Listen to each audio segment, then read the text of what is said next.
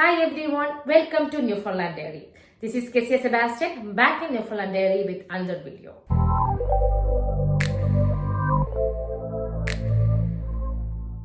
Hi friends, so with the past two videos, we already discussed about the initial struggles a immigrant to Canada should expect. So we discussed about the rental issues, the housing, initial expenses, winter struggles you should keep in mind, also the commutation issues related to winter.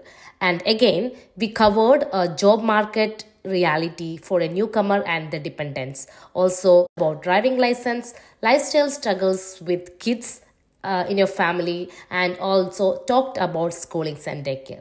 So let's go to the last part of this video. If you are watching me for the very first time, I'm Kessia Sebastian living in Newfoundland Labrador, Canada for the last 3 years, and I've been doing videos related to my journey in Canada, or lifestyle videos, immigration related videos, and a few other informative videos. So please do check my videos, check my channel, and consider subscribing if you find this useful. Canadian health system is free of cost and good in quality as well.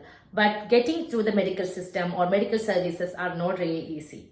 And this case is same even if you are a citizen, if you are a permanent resident, temporary resident, or anything else. Here we have a system called family doctor. So family doctor would be a physician who would be looking at us like before we go to a specialist. But for people who don't have family doctor, they have to go through emergency clinics. So people with no family doctors, we can go through emergency clinics or walk-in clinics. But the problem with walk-in clinics or emergency clinics are there will be a long wait list or queue in that same day. So we may end up staying in that queue or waiting in that area for at least 4 to 5 hours. The wait list will not be always first in first out. It depends on the priority, like especially if a person comes with bleeding or life-threatening issues like cardiac arrest or respiratory arrest, they will get a priority. They will be treated first.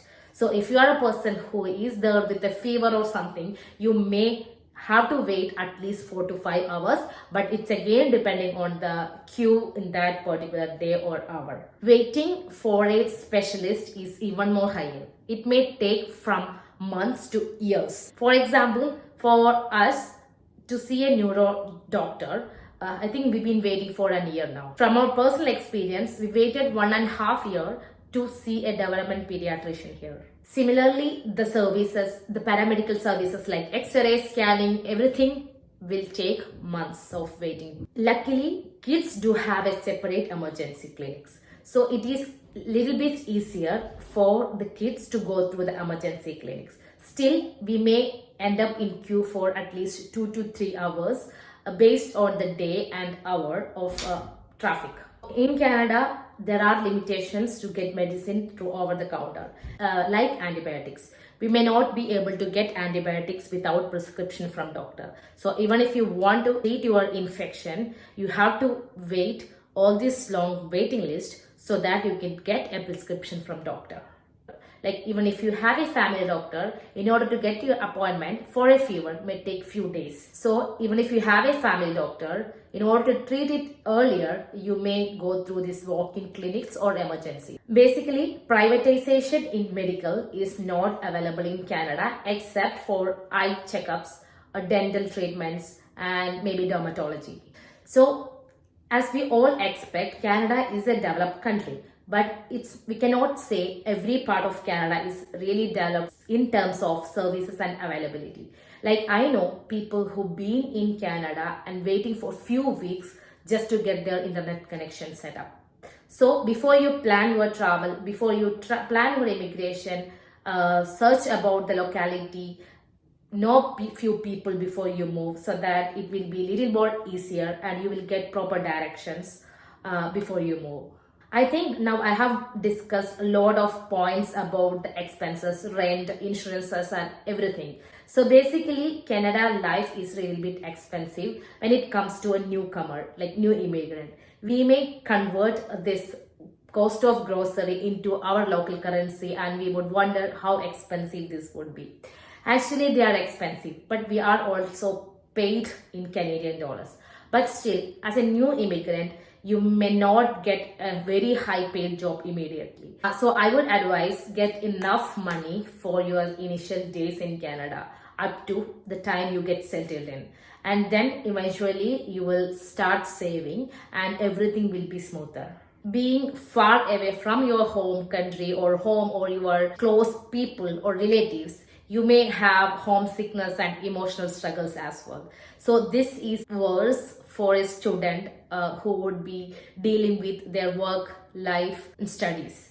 But it would be little bit easier if you are here with family, even though there are some struggles in addition. Similarly, family with small kids may find it difficult with no support system like grandparents or extended family. As I told you in the beginning, struggles are always unique. We cannot compare one person's struggles to another one. But trust me, at the end of the day, all the struggles you've been through will be paid. There will be bright days after all these struggles. So that's about in this video. I know this video was bigger than expected because I have to cover all these struggles or all these points so that it would be useful for a person. So with this video, my intention was to give you a realistic expectation about what will be your life in Canada as a new immigrant. Mostly the people coming to Canada finding it's very difficult just because they were having really high expectations. So it is always better to set your expectation to the lower level and maybe think or expect the worst and your life will be smoother, definitely.